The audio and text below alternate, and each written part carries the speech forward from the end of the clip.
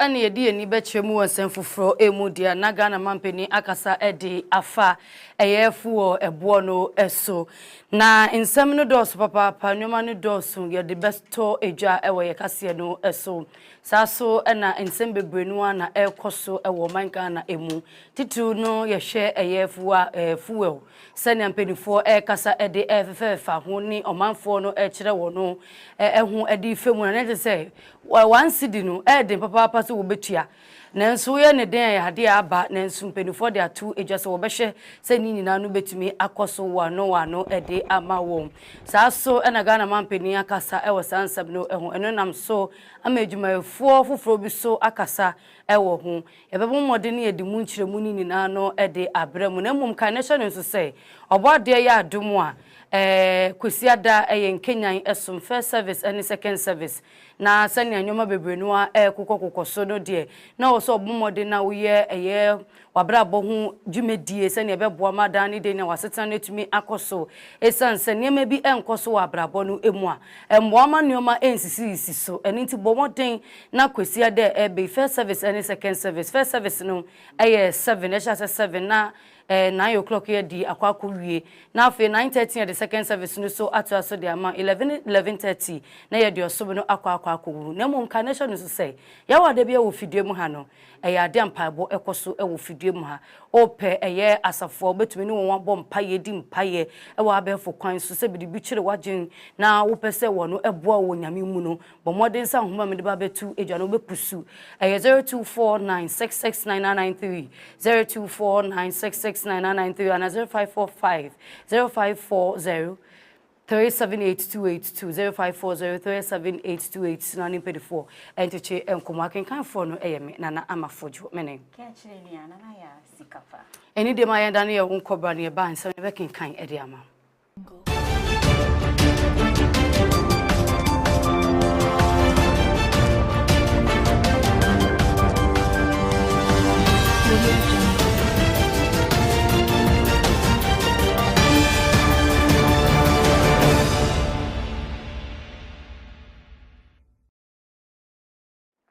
Yana wasese oje brenda yetwa ye husima ebaye afeye tiesi ensem ni mu ye tiesi mu dia na ye de ni ekremu ewendrada wo mrahwebedwa efie mpenifo wodro ede nsem bi atu ejadi nyina no efa eyefu wabuo bi ana eto bi aba wono ekire se ye nyina mahoden kane na wodo betuatua eka eni nti ukoto eyefa ngo a one seed ne ate ne pion ne afe ne ye de aboaboa no a na eke bi ewo ne de akwa kutua ne beboa amadum so ho nsem no ebetumi echa we eye certificate of agency mpedofo ne kopie ewo bobo ho eno nam so Ghana Mampeni's excellency Owura John Dramani Mahama so aba bontia ba kasa so omanfo munsom akomapa esanse fango no ebegina bebia ejina no.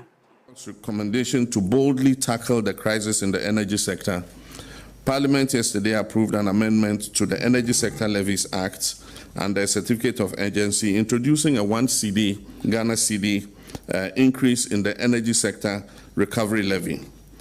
This decision, though difficult, is necessary and justifiable. The additional revenue projected is 5.7 billion cedis annually. This revenue will be strictly ring-fenced to pay down legacy energy debt, finance ongoing fuel purchase, and avert the risk of recurring power shortages. Funds from this levy will not be subject to the hazards of the consolidated fund. And the minister is here. I know when money falls into the consolidated fund, it faces certain hazards. It will not be subject to the hazards of the consolidated fund. The fund will be regularly audited and audit reports made public to ensure its transparent use.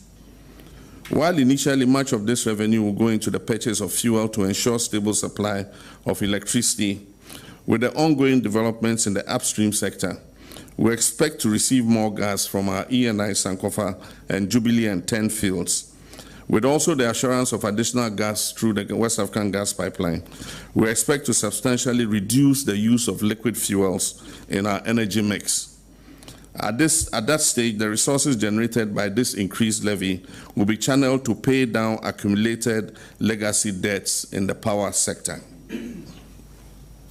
With the recent gains in macro stability and strengthening of the Ghanaian cedi, this levy is not expected to result in any immediate fuel price increases at the pump. We are fully aware of the burden this will place on households and businesses, but I want to assure Ghanaians that this decision was not taken lightly. I was saying, I'm a family every Ghana peninsula near Fianichemu, our central region, Wabra, a year. I'm a penny already a kunyane call, a year Vice President, a year Dr. Mahmoud Baumia. Okopiemu ewo ho Wabra ne oko thank you tour, ne last thank you tour, Okopiemu ewo central region. And I Okopiemu ewo ho no ne impenifo air cheche and komo, and I will chiremu say.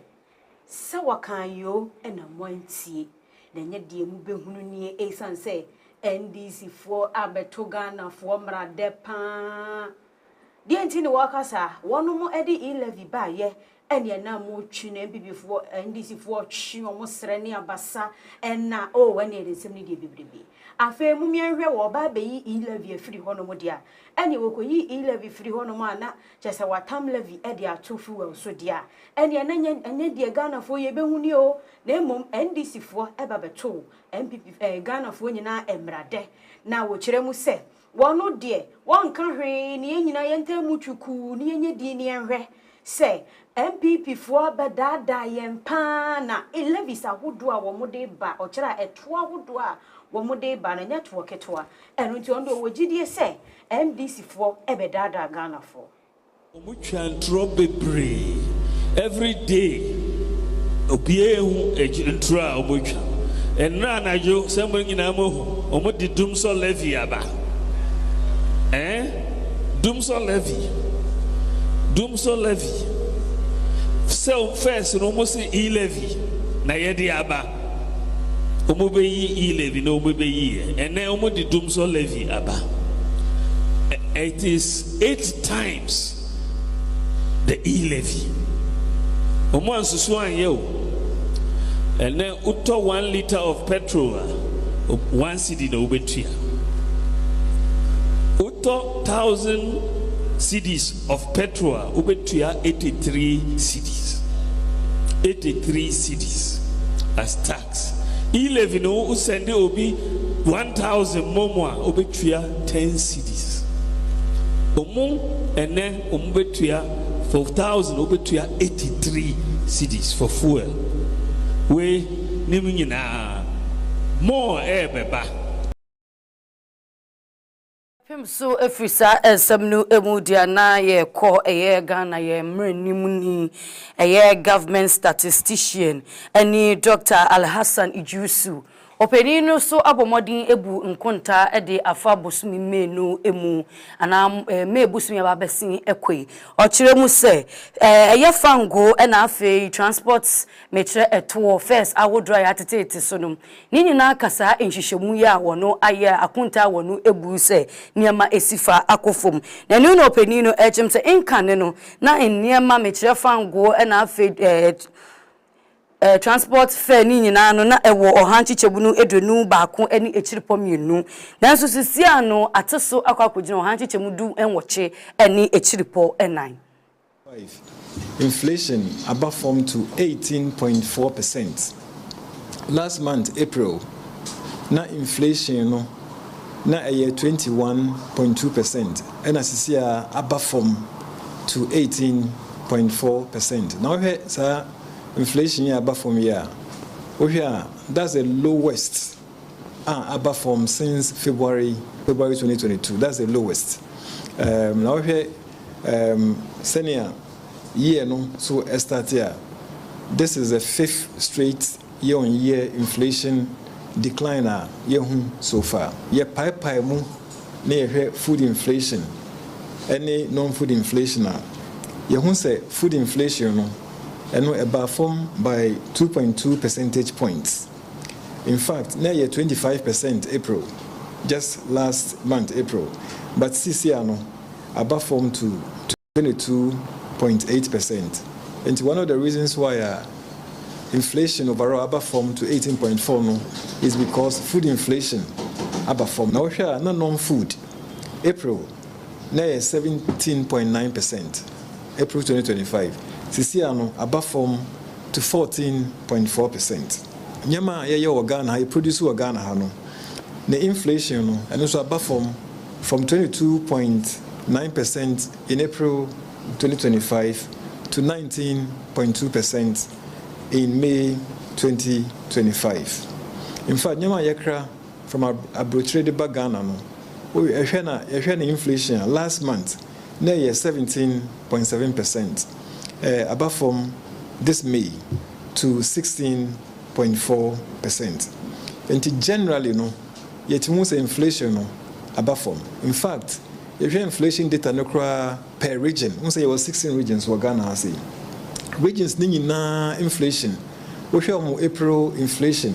Now to compare May inflation. In fact, May inflation no above from ni na except Upper West region.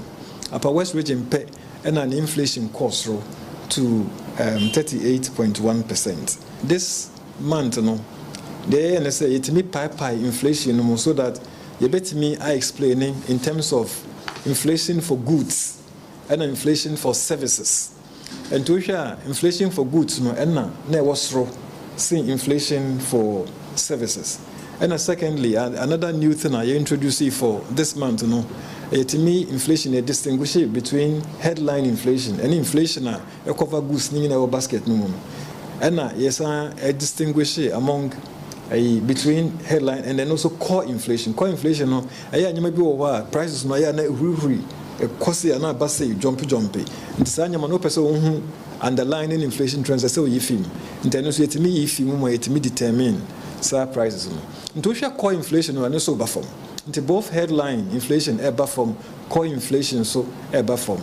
We shall see the now Sisiano enya honde no eno so ka ho because inflation na ye measure no some of the items ye de yakra fi abroad any ye de ba and o kra nyama so a I say we use dollar and I say we use foreign currency.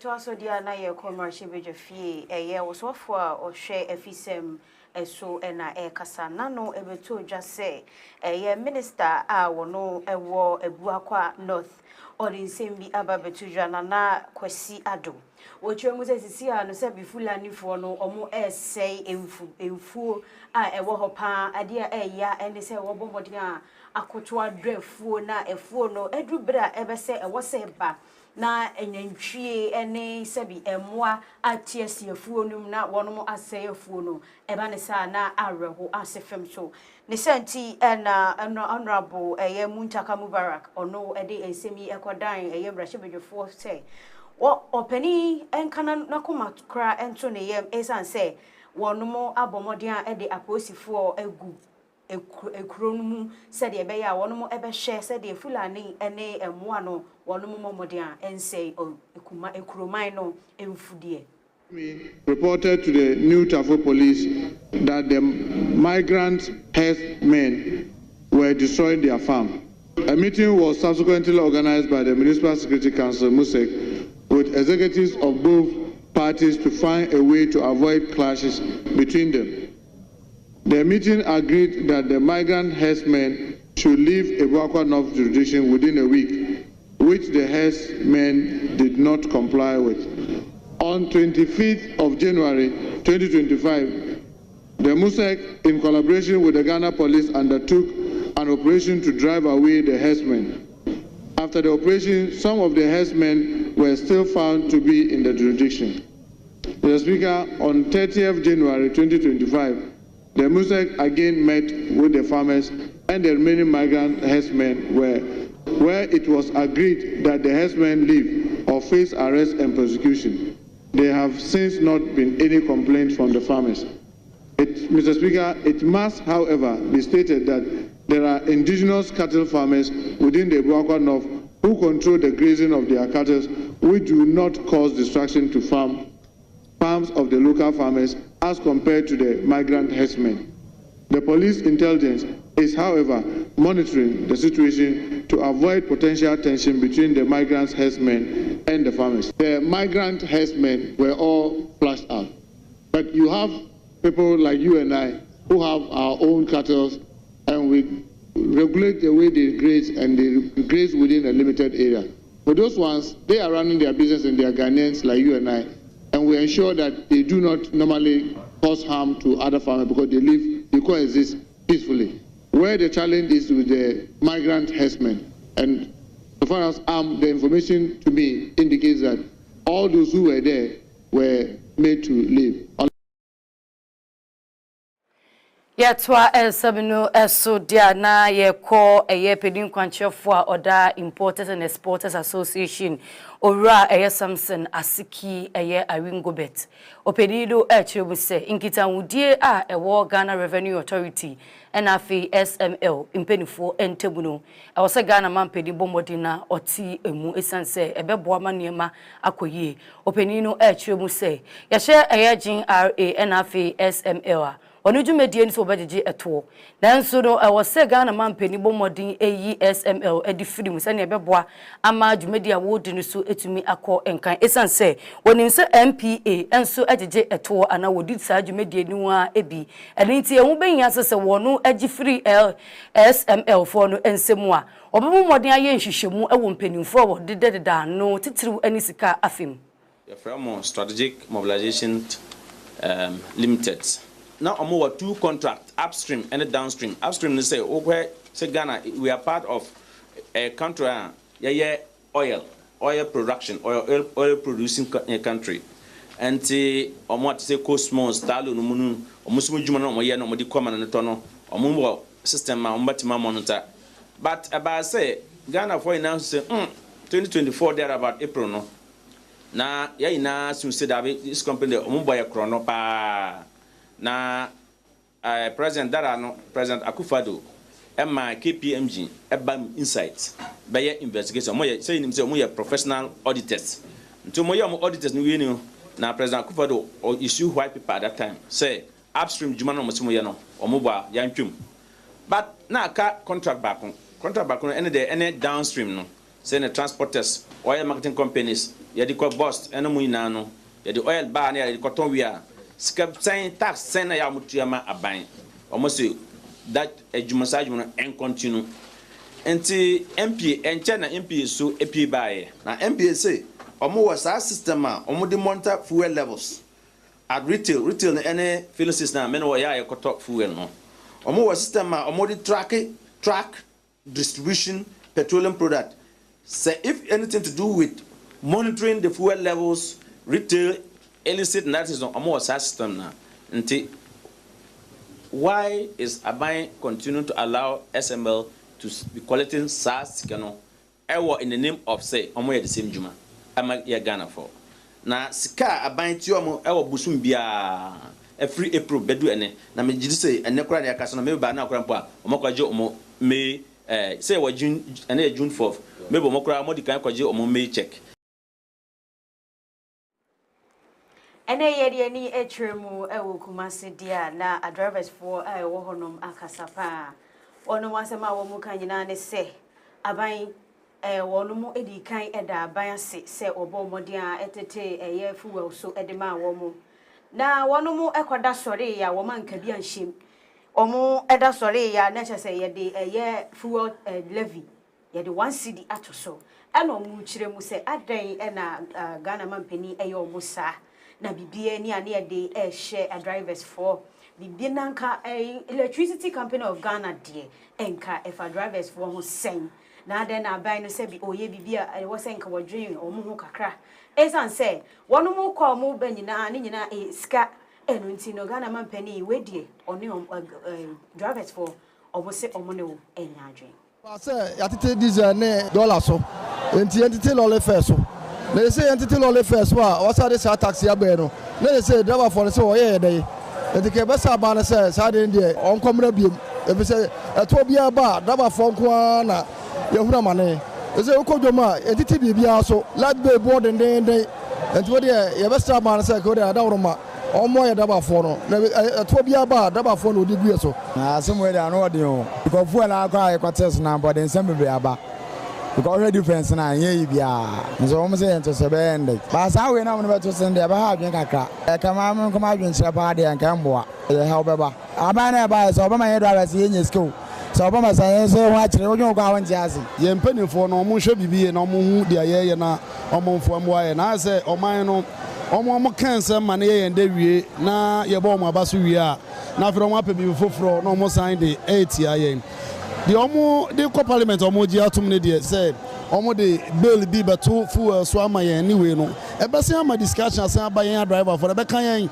so omo ji atum de wo so omo hwe na omo hu de omo be ye na omo ye den omo recover because sika e be ko atia dum so a say dum so de nka wo se nka ye de UCG for na e no omo kan enyen driver for because in driver for the 24 na etukwan eti say ye sika e be kudum so a abra me sent to light bill me coffee me to light bill ezi me to light bill na say me nsan kotofu na yan santi me sika ye fa nkokudum so de na je say difference be na o say me to light bill ni kwa say o say me to light bill and me driver ni de o say me koba na ye ti me sika ndi tua ye de kudum so na me so ma better light me free eti o mo hwe no mo hu say ade na mo ye na be kwan e be san kwa ati o mo ankasa me fam de eye if you say dum so no a higher into just 1 city there entime entwi bibia nkofom entime nkwa ma adwene de me foa so ka bill bi beba e bia ye te won hyehyɛ se wo ye de bill we ko parliament na ka ya dey we so de ya ante de we so mo de aba fine aba ye ni hwe ka ba de e besere ne se Kumasi Accra road nipa e wu wo sa kwa we se so no enya de ketuo o accident e kum nipa enya de papa enti me de me mesere say so mo de body a omo fanko road ni e fa maintain kwa no dum so na ban na pe kwa ya obefa so obesolve ni dum so ya drivers na omo be giska na see free ho ya de ni e chemu e wo eye endrada jumedia e course nti endrada ne da etosu edwa9 insia metre June 4th e na penifo bo modern share mfa ni nyina no eye National Democratic Congress NDC penifo e na wo bo modern e share sa jumedia do efa eno no e nam so ama jemtinani e de ma NDC amanyoko no Ora Johnson esi edun ketia e bo modern e kasa wo jumedia no asi o kire mu se sa June 4th e ba yi na eye nkuntan bu ni nyoma ahotro so wo de ni mo betoto na kwaso sa na muntu no a na NDC so wo no e nam so of governance that lacks accountability cannot be described as democratic. And we didn't just say resetting just orally and left. We actually put the resetting agenda in our manifesto, that the promise to reset Ghana, to hold people who have messed us up accountable for what they have done to us and our future. was a clarion call throughout Ghana, and I'm not surprised that the agenda to reset, as expressed in ORA and the resetting of other state institutions, accounted for a significant quantum of the votes that we had. The youth, our young people, are not a homogeneous group, and we must be careful not to pigeonhole our youth. Africa has the youngest population in the world, with over 400 million people between the ages of 15 and 35 years old. This demographic dividend can contribute towards peace, security, and truly inclusive and sustainable development. Of course, this would require socio-economic investment driven by political will to improve our developmental index as a country and as a continent. And this is why the NDC government is driving several youth development policies and programs, which is also in recognition of the African Union's Agenda 2063, the African Youth Charter, and the UN Resolution 2250 on youth, peace, and security. I would therefore appeal to National Chairman General Secretary to find a way of making this occasion mandatory for government officials, for party officials to attend, and make consequences thereof for not attending such occasions. I think we must retake June 4th seriously if we believe that accountability, probity are part of our core principles, and that we lose our identity as a party if these principles, we lose sight of these principles and these core values. And for that matter, I'm appealing again to government, to National Chairman General Secretary, to reconsider making June 4th a national event and a national holiday again. June 4th is as equally important as 4th August. It is as equally important as 6th March, is as equally important as 1st July. And it is not just about NDC, it is a national issue. It is a day that the whole country reawaken its conscience. Ya to asodia na yeguso a ejinemu wo eye fuel levy na wono ede mpanimfo ede atoto so no wono mo ka bia ebi wom mpanimfo a wono mo wo fuel ahweye na omudi ensem bi atodwa ora benkan moa na akasa o kire mu se etuo ye aga na mampani ede ato fuel so de entwa yi kra na emfata senka wode to so nkoye na adwene se it's the easiest way to make money inti behwe Ghana for any majeje edoso one cedi nye sika ketwa se aban no wo plan bi say bia oh one cedi ye je ne 3 months ye je ne 1 week ye je ne 3 days 1 hour bi na ye de asobibia no inti Ghana for momwa yen. I'm sure maybe we can have a communication or conversation around that, but see, they better petrol so tra adije because ECG was problem. ECG problem no, and yes, you can't they solve it. Say Sikapa me solve ECG problem and can start ESLA Energy Sector Levies Act since 2015 December 21st the core parliament. Yeah, started no January 3rd 2016. Yeah, just ask almost 10 years in here. From 2.2 billion legacy debts in Anewahon and they say a 3.1 billion. And clearly a Nyesika problem alone. You may need money there, but a Nyesika problem. And wherever the problems exist, say under recovery on power sector, I think we should take the bull by the horn and fix it. You need to fix the issues, do the heavy lifting. The money may be necessary, but it is not the solution as 10 years of ESLA has demonstrated. Obeki corruption, no transmission losses. Again, also making sure that collections are ECG by 82 different accounts ECG. Ministers who are stopping, but But as to whether say yenya the benefit of it, I can't say for now. Edu baby are also unpublish ECG this month. You know, accounts ECG as of this month. Sikapa blah blah. There should be a dashboard, a transparent dashboard. Then yen so oh ECG nyabi. So kaso to IPP sika even with half the money now. A car omodi omona so better saying. But it should not be as though there's no issue. Sorry, near ECG, party kase. Engineer Sonia Homia Cassia Sutia wa embassy.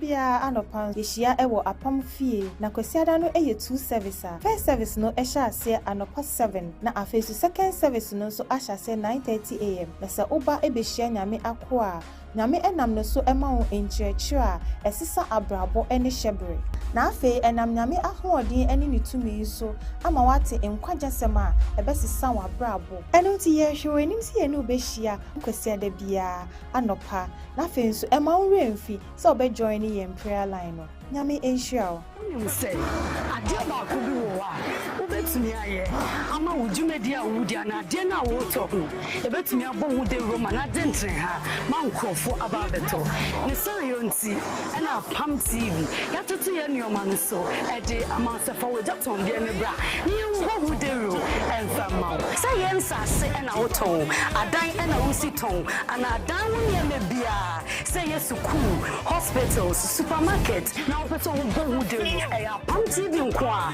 na mekanfo ede ama wadwuma ne yekese ketwa adantem bomodin se wo ani chemu ba bia se Apam TV na nyomo no ope airtime ato say 30 minutes 45 minutes and 1 hour Apam TV wo de ma say LPM so na ope crawler and squeeze bar bomodin se wo de ba bedan ye ye nyo popo ede ama nti say kuma bi na wo ho hihye tra kwan I was such a rescue point. A ho and a butu anaso free. I want my true voice so 0599 002 463 924 ending our so Apam TV connecting souls to the great.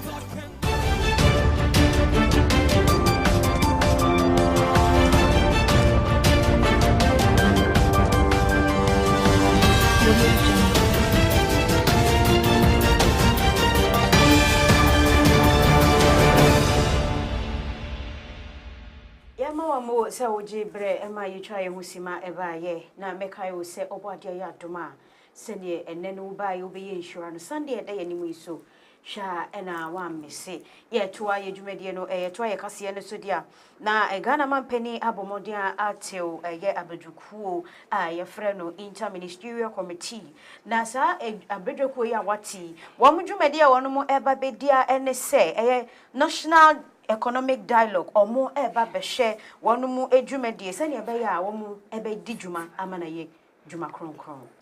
Final report of the National Economic Dialogue is more than just a policy document.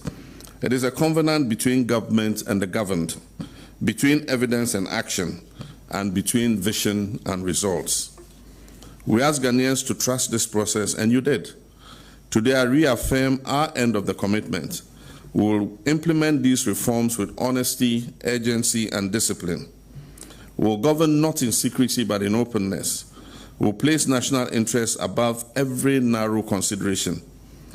In the coming days, I'll issue an executive directive establishing an interministerial implementation committee to coordinate all actions flowing from the dialogue report. That committee will include civil society and private sector observers and will publish its final implementation bulletin by August 2025. Let me thank my uncle, Dr. Ishmael Yamson, and members of his planning committee for the good work they have done in successfully planning and implementing the National Economic Dialogue. West African Examination Council waye campaigning for Eddie Atu Ejase examination more practice no akoso ene dos papa yi edintino wono edenoma to na council sene obe bomodin eyi edi efriho impedifo edisansemi etu eja wo bra wo kohia eye impedifo asabi wono kabi edu echire na eye wo mpeni oda waye no anu ora John Kapi odisa insemi etu eja no cheso o mante mu no a oko eye bonu east ahafu eni potem awodona one pa ena eye kita sheshopre ni jimni kan ashe womma ebanu insoje chiro no emu. So here Ghana have 73 years. Now we are free 2000 ho badoniema bi ensem fata ACC war year nso here no mu. Inti yenya reports are eba over the years from 2020, 2021, 22 and 23. Ninya na yedi abom ne hu se no ye hwe the senior more practice ne koso na ya nhwe a emwa yen. Inti yedi we eto dwase ne beya amanfo nyina be hu se say ne koso a enye ensem fata se yesa na ya nhwe na se ye ntwato a enne ye mana ye de omko school no nhwe a dachin omdachin enye ye senior penono. On a regional scale, over the years, so every region be their ecosro. Sometimes we statistics now depending on the number of candidates because when you have smaller candidature, the level of malpractice will drop. But then for now, no you share Bono area or Bono Ahafu any Bono East, and I say Niomano ecosro. And a face over Ashanti region, a honso, Niomano be a coso. What I started said, Yedeba out, so we are central, Diano, a coso, but said America relative to candidate channel. We have a few say form, but over the years, he won't say and also a coso kakra. Well, she share na no, senior Afibia, no, this time around, ya printing no, Aku anymore fine. By Wednesday, they'll be able to me action so here and say, sensitization of examination candidates, sensitization of supervisors, vigilators, district directors, and examination officials in into Obia and roller was a play in the course of the examination. I wish I may say I feel way dear any examination more practice no akosuru ye pa nanka edio. Nanka de ye twaso I wish for ye twaso dia na honorable Ibrahim Muntaka Muhammad wono ede ensem bi ababetudwa wo kyemu se sisia no ekuye no wose ye hwe na ye ni yie na ye be ye ni yie de de befa abefo kwan so se de be ya ebetumi aboa yen na aboa yen sase no responsible one agricultural practices or smart agricultural practices are very important. Now we also need to take steps to educate people, to let them understand the need for us to sustain the land that we have. Because once the land is destroyed, we are affected. Food production will be affected, livelihood of people will be affected, the economy will not grow, the needed jobs will not be created, foreign exchange would be spent more on things that we have the capacity to produce. We spend, in fact, in 2016, I remember by the time the NDC left office, and the figures are there, we're spending about $500 million in the importation of rice and poultry products. By the time NDC took over again, this president in 2025, we're spending over $3 billion in the importation of rice and poultry products. Onyonyamfo Ishmael Yamson penin kwanchofo a ono na eda National Economic Dialogue Plan and Committee no ano ono so edinsem atu edwa ochire nsem mu se ndwumedia wono ede eba ne niema wodi egu apono so no onim gidie onim ewogidie mu pese Ghana mampeni ebohye ana neni suade hu se oboama oman Ghana nyoma bi enkuko yie no ebegyina so no onimpa se wode nyoma eteto na kwanso na nsem ono so ede eba no ebeboa ama Ghana mampeni eni suade hu do etumi abemu yie pa. Your Excellency, that you will find the recommendation useful as you lead the Restarting Ghana agenda. We also believe that you will find the recommendations appropriate for the current times of extreme global disruptions and uncertainties, where resilience means self-reliance.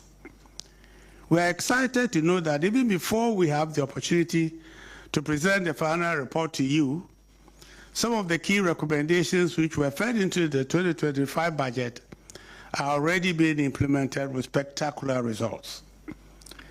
The recent rapid recovery of the value of the cedi against major currencies has astounded many people who doubted the government's resolve.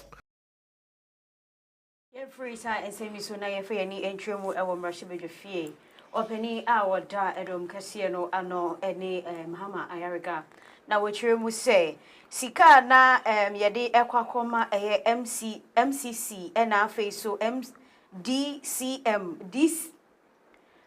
DCE for no say anchubi kakra eba ho a delay kakra esan say abatuo ene niaman kakra bi enuti ena sika no chichen sign yes sisi ade wono mo abie akwanya ato ho say enyere so an kopa so no sika no afei de ebeko. I think it is clear that there has been no delay in the payment of statutory funds by the government of John Dramani Mahama. No delay. Mr. Speaker, the records at National Health Insurance Authority are clear that on a monthly basis, payments have been made to service providers, payments have been made and transferred to hospitals, and we don't owe. That is very clear. Mr. Speaker, it is also very clear that Get Fund allocation has also been made and payments made to Get Fund. Indeed, I am informed by some contractors that they have been paid. Mr. Speaker, the annual ritual of senior high schools not reopening because they don't have food has not occurred again. Ebipi maya to yenka bomu kuo mechire EU mpedumfo abomode aba bepemu ewo mangana emu na wo dwumedie no edese kata hyehyɛ pro ani dwum ne kankan ena wono ekasa ede efa ho eninti eba ne sa wono ekɔ eye nkonkuru ahodo eni mpedumfo a wodedada no ekodinsa woso kwakyereche ho kwan obetumi afa apɛ ɔhaw no anopu mesibre na mpedumfo no bepiemu no wono ekoso a eye chamehne or mrahwebede fie. Right Honorable Nsroma Kaseɛbɔ backbone Nsroma Kaseɛbɔ. Very committed to fighting the global anchor of corruption.